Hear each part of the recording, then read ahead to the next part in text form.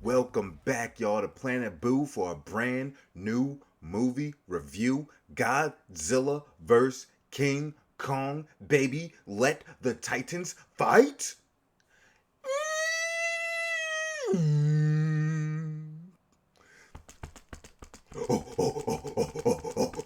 Let's go, let's go, let's go.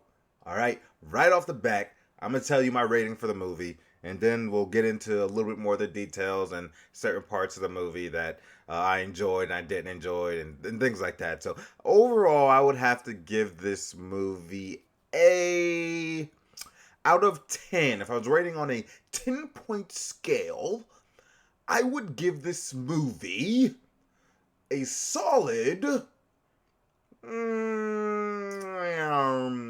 We're gonna say 7 out of 10, right? And a lot of that 7 points that I'm giving it has to do with how amazing the action and fight sequences were when they happen. Everything outside of these titans and monsters fighting was absolute hot garbage, a waste of time. Plot, humans, uh, convenient cuts, convenient things left out, convenient things happening just for the purpose of moving the story along and forcing things to make sense, even though anybody with logic would look at that and be like, whoa, wait a second. You know what I mean? It's one of those situations. So there's everything outside of the monsters fighting were hot garbage. I went into this movie expecting a lot of hot garbage because I felt like King of the Monsters was that way. Everything outside of the monsters was horrible. And people are gonna come to me, well, it's a Godzilla movie, it's a King Kong movie, it's only supposed to be about it's only supposed to be about the monsters fighting, and everything else doesn't matter. I get that, but at the same time, that doesn't give an excuse for um lazy storytelling and writing. It still doesn't give an excuse for that, because these are all things that make a movie whole. And if you're not delivering on certain parts, it's not going to be appealing to people that do look for some type of cohesive storyline and cohesive narrative progression points to make the movie enjoyable outside of just watching the Titans go at it. But with that being said, was there a lot of hot flaming doo doo? Absolutely. Was I entertained when those action scenes came, and was I entertained to the maximum capacity? Absolutely. Was I entertained? Those fight sequences were boss, and it left me thinking. Had we just got rid of some of this pointless plots and subplots going on in the movie following some of these humans, we could have had some extra fight sequences. And honestly, I think there needed to be one more. I think three definitive fight sequences were needed. There was only two. They'll try to push it to you like within that last battle. That was essentially two fights. I'm not buying that, and I'll tell you why later. All right. So let's get into the how do we want to start? The movie was overall short. I think the movie was under 2 hours, and I was before going in to watch the movie. I realized that, so I found that kind of disappointing. And I was like, oh, this is a short film, so I just felt like there's gonna be a lot of stuff missing. And I was hoping for at least 2 hours and 15, 2 hours and 30 minutes, but I mean, it is what it is. Um, so the movie starts out right. Basically, they have Kong. Kong has been exported off of Skull Island and is in some type of containment facility. Conveniently, obviously, they don't show you how they managed to get Kong off of Skull Island, or how they managed to get back into Skull Island to get Kong off of Skull Island. Is that big storm there? I don't know. I don't know. But conveniently, Kong is already in place, all right? How long he's been there, I don't remember if they actually tell you how long Kong has been removed from Skull Island. But apparently there was like a big massive storm, and only Kong, I'm guessing all the other monsters were wiped out, but they were able to get Kong off, and they were able to get one of the human inhabitants, which was a little girl who was able to communicate with Kong via sign language because she's deaf. All right, so I was like, all right, so I want to see how you got, and how do you contain King Kong, especially how massive he is now. How do you don't disrespect Kong like that. Talking about Kong containment, you should not be able to contain Kong. There ain't no way in hell you can contain Godzilla. That's why they don't mess with him, because you can't. The dude is Godzilla, and I'm not saying that Kong is the destructible force, the tank that Godzilla is, but I just feel like you can't contain King Kong, man. You can't. And I'm just assuming, and again, they push this thing on you where it's like, well, you figure it out. You figure it out. Have you seen the previous movies? You figure it out based on that. So I'm just gonna guess that they used the girl to basically keep Kong very calm and willing to cooperate with the humans and get him off the island and just cooperate in general. And Kong has emotions, unlike Godzilla. Godzilla is primal. Godzilla only has instinct. Godzilla's sole purpose for surviving is to seek and destroy. All right, it is a creature that has no emotion outside of fight. That is Godzilla. Outside of fighting, he ain't got nothing for you. That is his sole purpose on Earth, to be the apex predator, and that is how he goes about business. Kong is much more complex. Kong has human qualities, right? Human qualities. All right, so basically, after that, what happens? So the plot of the movie is fairly simple, right?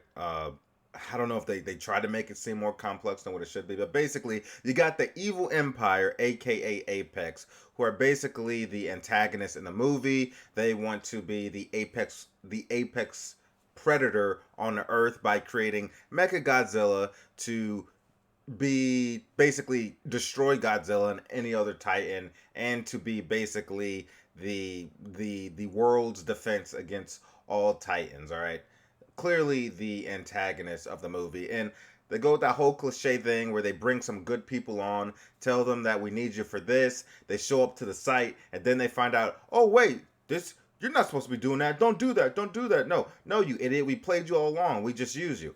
That whole thing. It's in so many movies, but that happens here on this movie. So basically, these Apex people need to get to this the Titan homeworld, which is called Hollow Earth, right? And they have this new technology where they can get over to this area through a wormhole in Antarctica.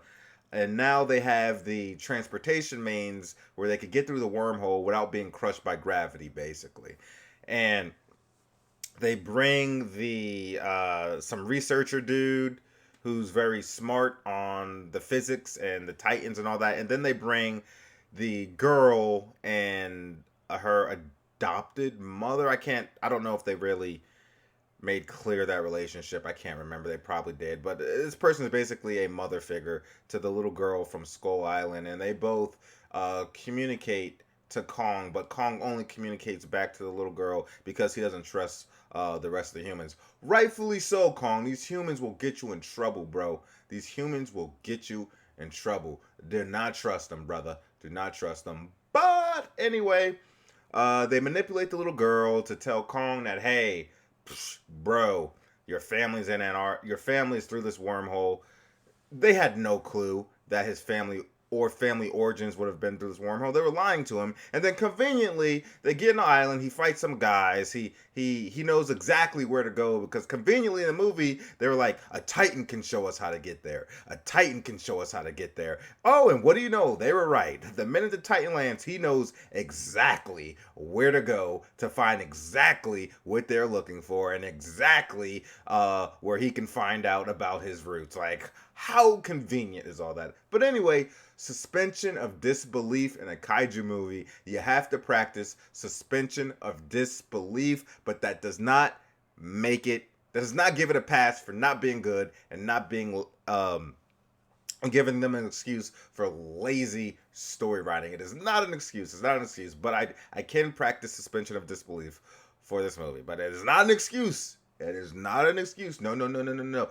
So anyway, they get there, they receive the source of power that they're looking for, and they're going to use this source of power to power up Mechagodzilla for the big fight at the end. And that's more or less the plot. And like, the movie actually feels like King Kong 2 versus Godzilla versus King Kong. You really don't see a whole lot of Godzilla in between, a little bit in the beginning, and then practically near the very end. Like, the amount of Godzilla in between those two spots are few and far between. It is basically King Kong 2. You are following King Kong on a stupid side quest, like he's Thor looking for the like the Thor side quest in Avengers. Like, it's basically what it is.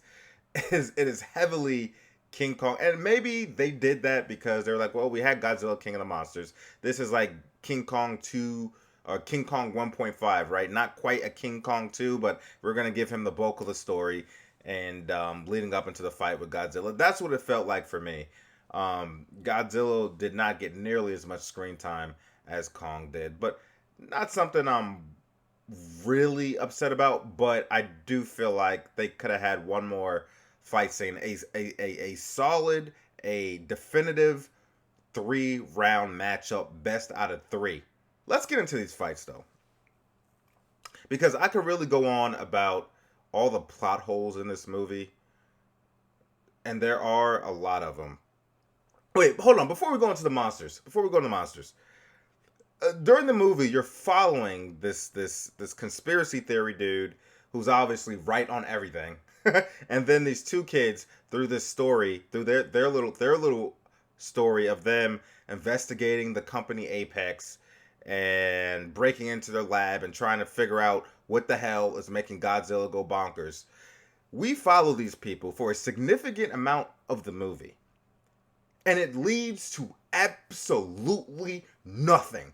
Nothing. These people, this group had absolutely no impact, no significant impact on the movie whatsoever. And the whole time I'm watching, as we're going through this very boring story plot of this conspiracy theory dude and the kids, I'm just like, why do I have a feeling this isn't going to lead up to anything? Like, this all these events happening with these people, and all, I just feel like, and sure enough, it did not lead up to anything significant. You can argue that, oh, at the end of the day, they did, pump the brakes on Mechagodzilla for a little bit as he was about to send the Green Ranger Dragon Zord tail spinning thing into King Kong's face. They did pump the brakes on him to give them a little bit more of a fighting chance, and I was like, no, I'm not buying that.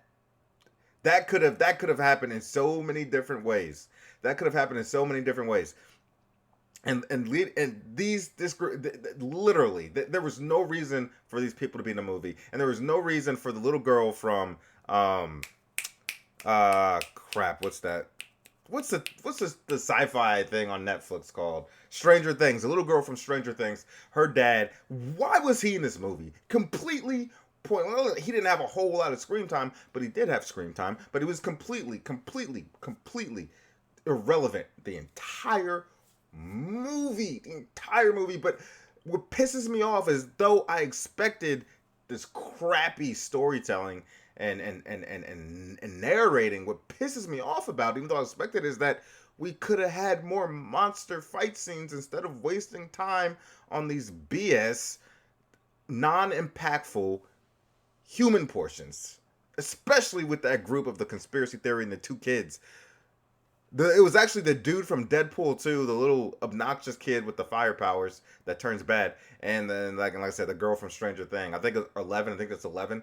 But anyway, um, yeah, that, and at the end of the day, I actually would have been mad if they actually did do something significant to like completely shut down the control center for Mechagodzilla. Because at that point, I was like, no, you guys better leave this alone and let Kong and Godzilla take down Mechagodzilla. Do not interfere with this fight.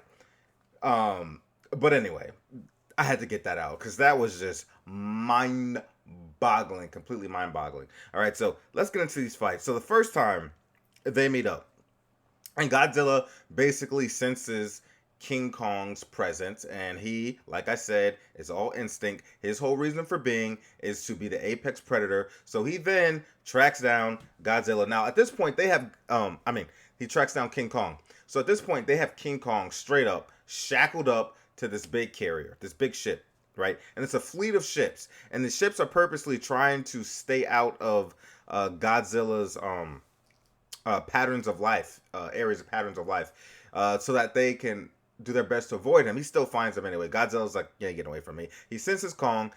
They do Kong such a disservice. You see this damn Godzilla coming for you, and you know he's going after Kong, and they don't even, in a timely manner, hit the button to release King Kong so that he could defend himself. It is bad enough that Kong is out in at a disadvantage. He's at a disadvantage. You cannot beat, nobody can beat Godzilla in the ocean. Point blank, period. It is a ridiculous amount of home court advantage for Zilla, and that was just a losing situation for Kong. There's just no way he's gonna beat Godzilla in the water. It's impossible. So Kong's already at a disadvantage, and they ain't doing this man no service by not unshackling him before Godzilla clashes. Right, Godzilla comes through, blows through a lot of the boats and stuff, and then tips the boat over that King Kong is on. So now King Kong is shackled up. This boat is damn upside down. Kong's over here like this.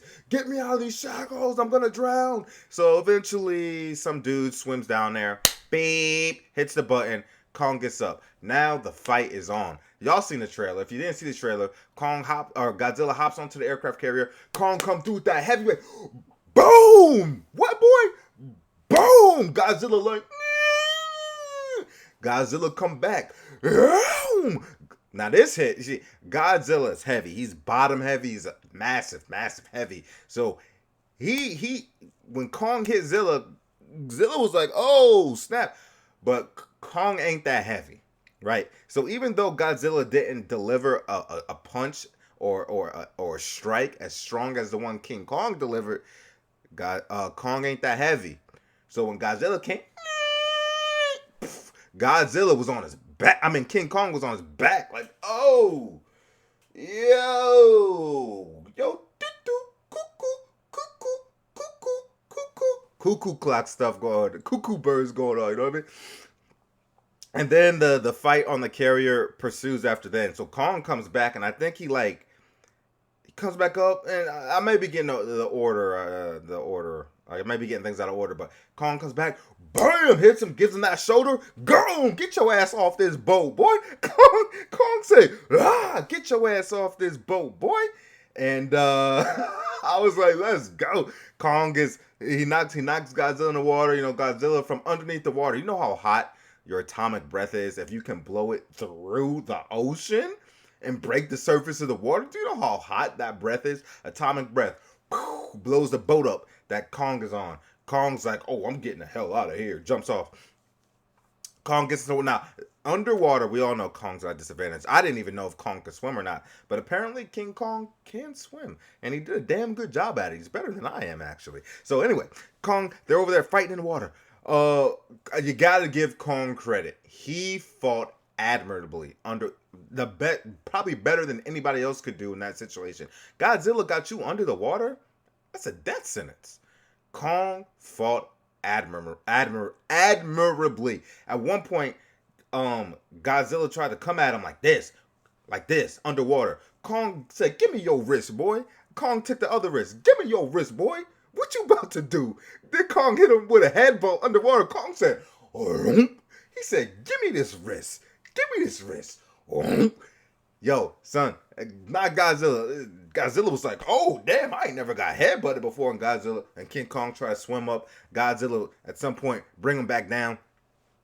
Brings him back down. Got King Kong doing everything, like using his body, like kicking him to kick Godzilla underwater to propel him, or to also get him off of him and propel himself back up to the surface of the water. But ultimately, you can't do much. Godzilla just grabs him and just starts taking him down to the depths of the ocean to drown him. And then human interference, they come in, they drop some type of artillery that like separates them, and then like basically that doesn't knock Godzilla unconscious, but basically more or less stuns him or something like that. I forgot what the things are called.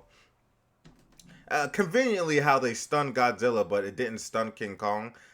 Don't know how that worked. But anyway, Kong gets back. He gets back onto a different boat. At that point, they play dead. They shut the engines off on all the ships, and Kong is just laying there, basically exhausted because he basically drowned. He swallowed a lot of water because he spit it out when he got back on the boat. And then Godzilla breaks the surface of the water. He's like, "Are all y'all dead? Are all y'all dead? All right. I don't hear anything going on. I'm out of here." And he basically leaves. And then after that, you go through this long, long side quest with King Kong, going into the Hollow Earth, finding out about his family. He fights a couple monsters in between there when he lands on this Hollow Earth. And then in the meantime, you're following all the other story plot lines leading up to where Mechagodzilla is in Hong Kong. By the way, Hong Kong is the biggest losers in this movie. Hong Kong got decimated. My God. So anyway, Kong basically finds out like the throne of his ancestors, right? And apparently there was this ancient war that went on centuries ago between the Godzilla clan and the King Kong clan. And basically he finds a weapon. I'm sure you've seen the weapon in the trailer. It's basically like Thor's hammer, but it's basically this big, this big, I don't know, stick hammer thing, a stone axe thing, except of a stone. It's like a piece of Godzilla's scale. That's used as a weapon, and this thing can absorb energy to include Godzilla's atomic breath. I don't know if that's the only thing it absorbs, because it makes sense why it would absorb that, because it is from the scale of one of Godzilla's ancestors. So long story short, Godzilla senses Mechagodzilla's presence during testing phases over in Hong Kong. So at this point, Godzilla is like, all right, all right, all right. I'm coming to take this thing down. By the way, I forgot to mention this. They're throughout the whole movie, they're basically making Godzilla seem like a complete asshole. Of course, I knew that there was a reason that Godzilla was being triggered and specifically targeting certain areas to attack. But of course, they put out in the social media and the news that Godzilla is no longer a friend. Godzilla is no longer heroes. It's doing these random acts of violence. So they're basically painting Godzilla out to be an asshole throughout all the movie, when in fact he knows they're up to no good with Mechagodzilla, and he's just trying to take those facilities out. All right, so let's fast forward to what I was talking about. Like I said, Godzilla shows up to take out Mechagodzilla because they're testing, and he also, upon landing in Hong Kong, he senses the activity and the disruption of balance going on in the Hollow Earth, specifically after they harness the power from that Hollow Earth and transmit it, or transmit the properties or whatever over to the facility in Hong Kong, so that they can power up Mechagodzilla, right? So at that point, Godzilla, and I kid you not, I'm like, at this point, what can Godzilla not do? Takes his atomic breath for like God knows how long. I don't remember how long. And he just starts blowing his atomic breath into the ground. I'm not kidding you. into the ground. This dude, I don't know the science behind it, but based on what I've seen, basically you can tell me Godzilla can blow atomic breath into the Earth's core and blow up the entire world. That's what I got from this. But anyway, he conveniently blows a hole that lands exactly where Godzilla and everybody else. So he was conveniently at the right place in the right time, so that when he blew this hole through, it landed right where King Kong and them was. Don't know how that works. Wasn't really explained. But anyway, this hole that he burned through the earth had to be miles upon miles upon miles upon miles upon miles deep into the earth. So at which point the hole opens up. King Kong takes his new Thor's hammer, his new Mjolnir, and then him and whatever human survived climb up the hole or climb down the hole, however you want to look at it. I don't know how the gravitational pull works. And they boom, all of a sudden, King Kong is in Hong Kong facing Godzilla down, right? So at this point, Godzilla clearly won the first round previously in the movie. So round two, here we go, Hong Kong fight. King Kong was bussing ass. Do you hear me? King Kong was doing everything I expected him to do before I seen this movie. I said, this dude is smart. This dude is going to use the environment to his advantage. He's extremely fast, not extremely ass. He's extremely fast, extremely agile, extremely intelligent. He's ambidextrous. He can use things, weapons, buildings, whatever. He can figure things out. He's smart. So that will give him an edge against Godzilla, who is more or less just a one-man wrecking machine that really doesn't give much of thought, or doesn't have the thought complexity that King Kong has, right? Don't get me wrong, Godzilla's landing some blows on Kong too, but the fire breath really ain't working too well when he got the hammer, absorbing the atomic breath and smacking Godzilla upside the head, upside the body with it, straight up.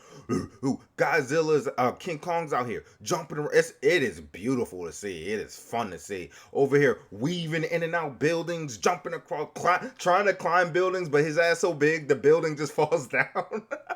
So it was a spectacle. In the meantime, Hong Kong is getting decimated. Hong Kong is getting decimated, all right?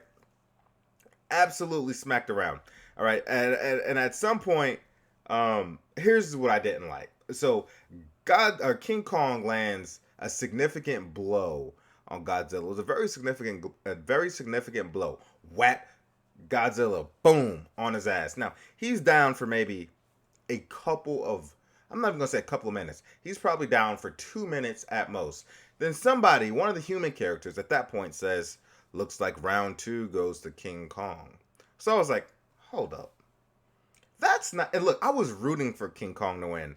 But that tells me that they were trying to call this a 3-round fight without actually giving us a true second or third round. They were trying to count this whole last fight sequence of Godzilla vs. King Kong as 2 rounds. I'm not buying that. I see what they're trying to do, and I'm not buying that. They should have had a whole nother scene and a whole nother location where these two fought, where Kong gets one, Godzilla gets one, and then they meet up for the tiebreaker. But no, they tried to cut the last fight into 2 mini fight sequences and giving one of the victories to Kong. I do not like that. I do not like that. Especially since Godzilla was only down for about 2 minutes and he got his ass right back up. You are allotted a minute or two to be down and get back up and not be defeated. I'm not buying that. I'm not buying that. He might have had Godzilla a little bit woozy, but Godzilla got right back up and was searching him out to fight. But anyway, they tried to call that. King Kong got round 2. Whatever. So at this point, Godzilla's out. Kong is on top of some building. Godzilla doesn't see him. I thought this part was funny. So Godzilla gets back up. Looking around for Kong. Can't find him. Knows he's around here somewhere. Kong is straight up behind him just looking at Godzilla like, you dummy. How could you not see me? So Kong has this big, I don't remember, some building, right? He had like this big crane or something like that, like a wrecking ball crane. I don't remember exactly. I only watched it once. And Kong is just holding it on top of this building. Godzilla's looking for him, completely turned around. King Kong throws the crane in front of Godzilla just to draw Godzilla's attention. Not even like he needed to do that, but draws Godzilla's attention to a different direction. And then Godzilla, being the idiot he is, not very smart, just looks like something like that. Something like that. And then King Kong just jumps on him on top of the building, on top of his spikes. And they begin throwing blows. Nah, they begin throwing blows. But check this out. Y'all know Godzilla's move. Y'all know King Kong's move, right? He used it a lot in the last movie. Like whenever he's fighting somebody, he tried to grab their jaws, right, or the top of their mouth and the bottom of their mouth, and then just be like, and then rip it open. Just rip it open. He kept trying to do that with Godzilla. He was getting his grips. He was getting his grips on those jaws, ready to just break him in half. But Godzilla, every time King Kong was about to deliver the blow to crack his jaw, King Kong or Godzilla would just blow out some of that atomic breath just to get his hands off. So King Kong and Godzilla and King Kong woo, woo. All right, let me go for them jaws again. Woo, woo, woo, woo, woo. Let me go for them. I'm gonna crack these jaws. Godzilla woo, woo, hot, hot, hot.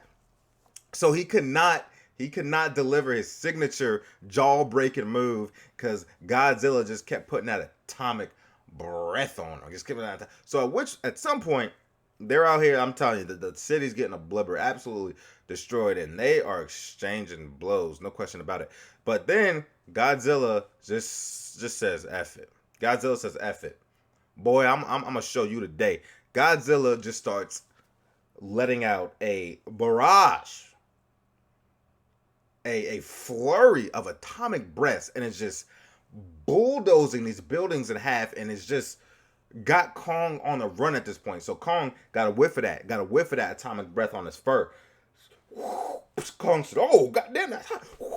Let's get that off. So at this point, Kong is on a run, and it's a dope scene because Kong is legitimately weaving and bobbing and escaping this atomic breath behind buildings, swinging, sidestepping, rolling, all sorts of stuff, and he's doing work. And eventually he gets to the top of this building and grabs this big disc thing off a building. I don't even know, some structure of a building, and he does some Power Ranger stuff, you know what I'm saying?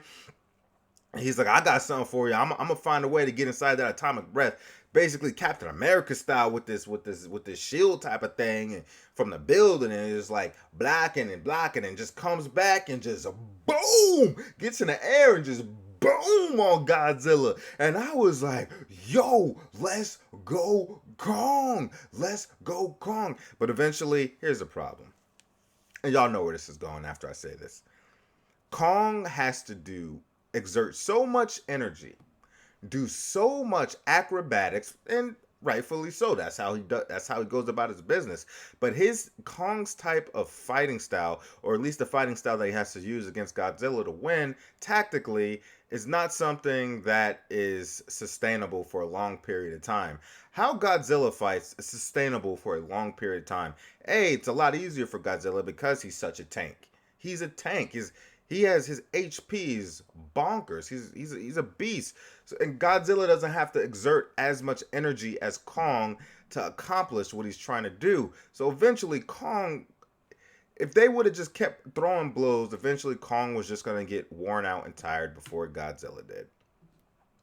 But anyway, more or less, that's part of the reason what happened, because Godzilla, at first it seemed kind of even, and then slowly, I ain't even gonna say slowly, it just started going Godzilla, and at this point, he had Kong straight up backpedaling on his butt, like, this guy, and Godzilla's just going like, coming at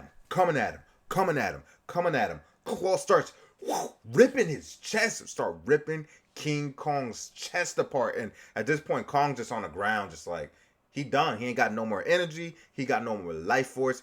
And Godzilla just whoosh, whoosh, whoosh, whoosh, whoosh, whoosh, whoosh. And I felt so bad for Kong because you could see the emotion. Kong has emotion. You could see the emotion in Kong's face. And I felt bad for him. I was like, dang, man, this dude like basically never took a L, but it's sad to see a man that never took a L that's genuinely a good gorilla just take a L like that. And then Godzilla comes with his. You remember how he took out King Ghidorah? I think, and don't quote me on this. I think when he was like in his atomic form, he just stepped on his chest and blew him up or something like that. Something like that. Anyway, he wasn't in his atomic form or anything, but he straight up boom stepped on Kong's chest. I can't remember if he stomped him more than once. I can't remember. He might have, but straight up just boom, and I was like, oh my God, Kong, is your rib cage still there? Is your rib? And Kong's he's defeated at this point. He's defeated, and Godzilla just gets close, and I think he got just like close in his face and was just like, yeah, what now? Literally, it was like that. They just stared each other in the face, and Godzilla got right up in his face and was like, you ain't shit. literally. And to be honest, with all, literally, I think he might even just left his foot on him, like, let me exert dominance.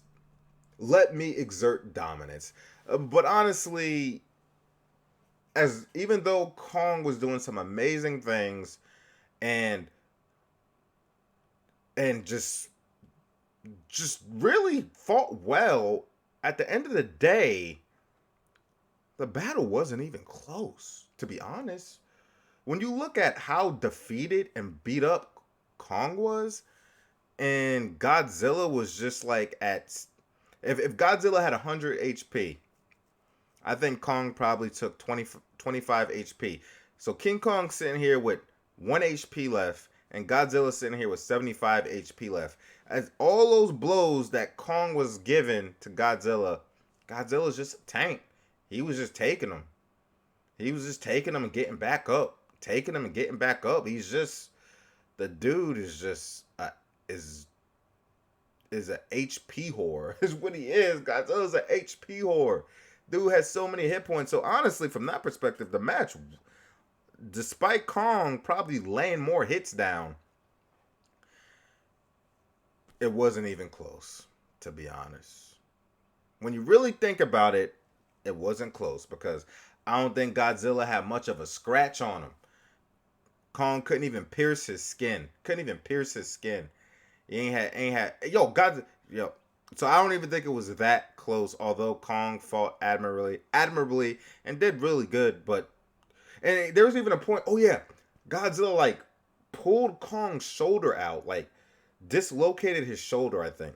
So Kong was really beat down at this point. He was limping, one arm, one shoulder type thing. Anyway, the fight scene was absolutely magnificent. So basically, Mechagodzilla comes out. They power him up. Kong's defeated, still on the ground. Mechagodzilla comes up. Boom! Using his fire laser beam, fire breath, quote, laser beam thing, and just starts decimating. Oh, man, I forgot about this part. How could I forget this part? Basically, this turned into really Pacific Rim. So how they're controlling Mechagodzilla, very Pacific Rim-like with the, I forgot what the robots were called that they manned in Pacific Rim. I can't remember what they were called.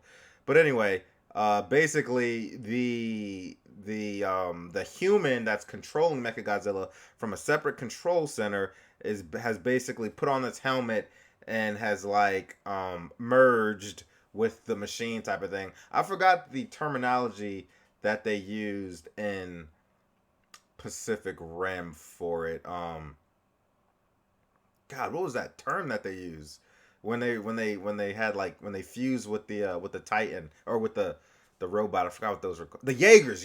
They were called Jaegers. I'm calling Mechagodzilla Jaeger. So he fused with the Jaeger, and but then they were also using like plasma or whatever from one of King Ghidorah's heads, and eventually the AI and King Ghidorah's conscious takes over Mechagodzilla, and the humans are no longer in control, and Mechagodzilla is now doing its own thing off artificial intelligence and King Ghidorah's consciousness, basically, at this point. So Mechagodzilla is doing its own thing. All right, starts fighting Godzilla. Godzilla is getting waxed. Never in my life have I seen Godzilla get waxed. Do you hear me? Mechagodzilla, this skinny, it's tall, it's really tall, but it's a skinny. But I don't know what type of. I swear this Mechagodzilla must have been made of vibranium or adamantium, a combination of vibranium and adamantium, because nothing was taken. Like, it was just throwing Godzilla around. And even when they had their atomic breath versus the Mechagodzilla laser beam, wasn't even close. Mechagodzilla's laser beam just barreled through the atomic breath, sent Godzilla. When I say he was literally just grabbing Godzilla and swinging him around like a flag at a parade, throwing him in buildings left and right. Godzilla, that was the first time I seen almost defeat in Godzilla's eyes, because Godzilla was just like, wow, is this really how I'm gonna go down? Wow. Anyway, so during the fight, Godzilla, the little girl approaches Godzilla and realizes that his heart is about to stop. He's about to die. So basically, you can argue that Godzilla practically killed King Kong, even though Godzilla decided not to deliver a finishing blow to Kong, which I think he did that out of respect for Kong. Honestly, I think he did it out of respect. Like, yeah, I don't think I've ever fought a mofo like you. Quite like you. And I think he did that out of respect, unless Godzilla knew that his heart was slowly pacing out. But I think he did it out of respect. So basically, conveniently, they use one of those spacecrafts that they use to go to Hollow Earth to basically be a resuscitation device and shock the energy and shock Kong's heart. It's totally ridiculous. Suspension of disbelief. Convenient things happening to make the storyline keep going. But yeah, boom, they channel some energy through that new pacemaker. And now Kong is like, Kong is up. Yo, it was literally like the Flash in Justice League when they powered up Superman again via the mother box and Flash's energy. Literally just about that. With the and King Kong is back up, eyes open. He's like, ooh. What happened? I'm ready to go. Now, basically, he sees King Kong getting his ass whooped. Or he sees Godzilla. I keep saying the wrong name. He sees Godzilla getting smacked around. And he picks up his axe. I think he picks up his axe. Maybe he does, maybe he doesn't. And he's like, all right, I'm back. I'm ready. You're the enemy. The little girl is now telling Godzilla in sign language, he is not the enemy. King Kong's like, what? No, that's the enemy. Girl's like, no, he's our friend. He's our ally, whatever. No. You need to help him. Kong is like, and it's cool because you can see the emotion on his face. Kong is like, the things I do for you, little girl. The things I do for you. All right, man. Let me help this dude. Kong picks up his axe. Comes to the aid of Godzilla. Now they both get some cool double team action in here on Mechagodzilla. They both took one of his arms or something like that, and just like together they just rammed him into a building. But Mechagodzilla is still putting in some work. Somehow he does something, puts Godzilla on the ground. Kong is doing work all over the top of Mechagodzilla, hitting him all over the place. And then Godzilla on the ground sees Kong helping him out. Sees Kong, and he's like, bruh, you a real one. Godzilla blows his atomic breath on Kong's ancestral weapon. It absorbs Godzilla's atomic breath, and Kong starts going nuts on Mechagodzilla. Yo, starts boom, yo, kung fu style, son. Yo, he said, Kong said, yo, where you at? Just give me that shoulder. Yo. So give me. Oh, speaking of, man, I'm getting so ahead of myself. I really like this scene. Before Godzilla hopped in the ring with Mechagodzilla, he reattached his shoulder by himself. He was like, oh God, my shoulder's so bad. He went up against the building, was like, boom, rah, that hurt. Then he was like, he was like this. He's like, rah. He's like, all right, let's go. Rah. All right, let's go. My shoulder's good. Rah. Let's go. It was literally like that. So anyway, fast forward back again. I'm getting out of place. Guys, King Kong with his ancestral weapon. Bow, bow, bow, ripping this fool, ripping Mechagodzilla to pieces. My God.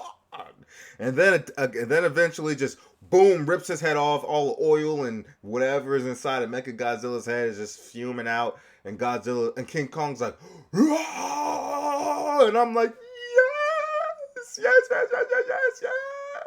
So at which point, it was amazing. And then Godzilla gets back up. Boom. Boom. Boom. And they have this stare down. They have this brief stare down. King Kong picks up his axe like, all right.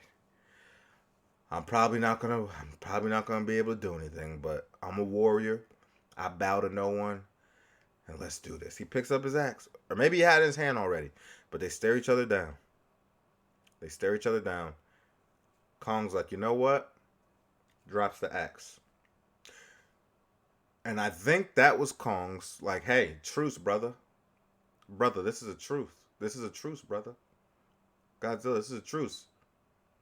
We ain't got to fight no more. Now, some could argue that Godzilla, by King Kong dropping the axe, he was basically conceding to Godzilla. But don't forget, Kong bows. He did not bow like in King of the Monsters where all those monsters were bowing. Kong said, no, you might have got me that last one, but I am more than capable of being on your level or close to your level. And I'm not bowing. So we're going to have this stare down and we're going to go our separate ways because I respect you, Godzilla. And I hope that you respect me too. And you just go back into the water and we go about our life. And they stare each other down without doing much.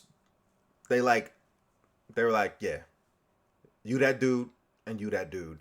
Godzilla goes back into the water. King Kong goes back to Hollow Earth, where now is his new home, and he's a ruler of Hollow Earth. And Kong is a ruler of Hollow Earth, and Godzilla is a ruler in the regular world above Hollow Earth. They both have their own territorial domains, and if they ever meet up again, I'm sure they won't fight. I'm sure they'll be cool with each other. I really did like that scene where they just kind of stared down and was like, respect, bro. Respect. And yeah, so Kong went back to Hollow Earth. That's his new home. And Godzilla went about his business. Probably won't see him for another couple years until he feels like there's been another apex, quote unquote, apex predator in his vicinity, and he has to take care of it. But that was it. I had to get into detail about the fight sequences because they were amazing. Everything in between there, hot garbage. But those fight sequences were amazing. Like I said, I really think the movie could have benefited from another fight scene, a true another fight scene, not trying to chop the last battle up into two different fights between them. I thought that was cheap. But anyway, I don't know. Maybe they have budgeting issues. Who knows? I don't know. But like I said, I was very much entertained. I liked it 1,000 times better than King of the Monsters. 1,000 times better than King of the Monsters. Very much entertained, and if you want to go have fun watching a movie, practice suspension of disbelief. Don't get caught up into the humans because it'll just piss you off, and don't get caught up into things making sense or things not being explained. Just go there, enjoy it for what it is, a monster mashup. Watch these two titans fight. You will come out entertained, and you will have fun. But that's it for my movie review for Godzilla vs. King Kong. As always, if you're enjoying that content and having a great time here on Planet Boo, feel free to hit that like button. Leave a comment. Let me know what you thought of the movie. Did you like it? Did you not like it? What was your favorite part? What was your least favorite part? Were you pro Godzilla or were you Team Kong? Who did you want to win and were you satisfied with the results? Let me know in the comment section. And we do have channel memberships now here at Planet Boo. So if you want to be a member, aka a believer, go ahead and join the channel. Baby, all right. I am out.